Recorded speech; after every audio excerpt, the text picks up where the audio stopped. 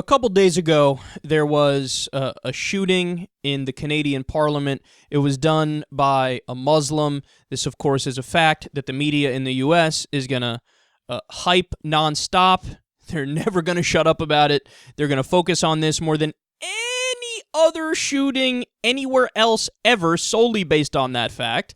If there's a middle-class, depressed white kid who does a shooting and kills 8 people, that'll be covered less than this situation where fewer people died. But since it's a Muslim, it's going to get hyped more because they're going to connect it to a larger plot. That's the way that it works in the United States. That's the way it's always worked in the United States. If there's a narrative that the media likes to harp away on, they're going to get on board and they're going to go forward.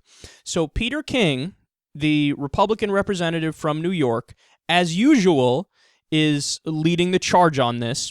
He said, quote, "With ISIS making a concerted effort to bring about these domestic attacks, we have to go all out with surveillance. We have to monitor what's happening in those communities, and we have to be quick to call it terrorism. We have to do what the NYPD used to do until those morons at the New York Times editorial board and Associated Press and American Civil Liberties Union went after them. The fact is, we have to find what people are thinking. We have to find out who the radicals are." Now, what is he leaving out? Let's run through a few things here. Number one, it didn't work. That didn't work. And that's why the NYPD stopped doing it. It further isolated those communities and that population, and it angered them. It set up an us versus them mentality, which is not conducive to problem solving. So, plain and simple, didn't work. Number two, we actually have proof that the opposite approach to the situation works. So, for example, in Canada, they prevented multiple terror attacks because law enforcement has an open line of communication with many Muslims. So there was an incident that specifically had to do with a train where you had people in the Muslim community call up law enforcement and say, hey, there's some people that are in the mosque that they seem to be fairly radicalized and we're afraid about what they're going to do. You might want to keep your eye out. And then they were able to prevent that attack. Now, as we saw recently, every once in a while, something slips through the cracks. But by and large, the success rate statistically of that kind of approach is superior to what the NYPD was doing and to this idea that you just broadly look after the entire community. Number three, if you really want to stereotype people in America, you would have to stereotype white people. This is the inconvenient fact that people like Peter King totally overlook because he is white. He is part of this community. But the reality is, if you look at the numbers and you're objective, the overwhelming majority of the shootings, the mass shootings in the United States of America, they're done by white men.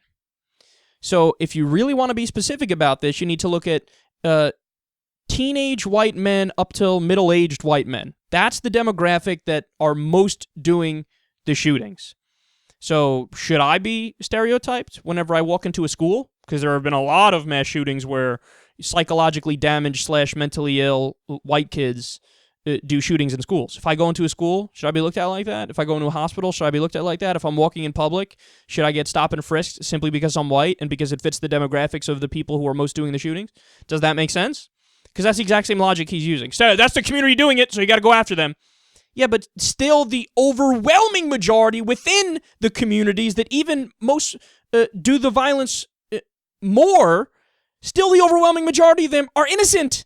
And you're gonna isolate them and piss them off by lumping them in because of your cockamamie idea that stereotyping is going to be effective, even though it's not going to be effective, and we know it's not going to be effective.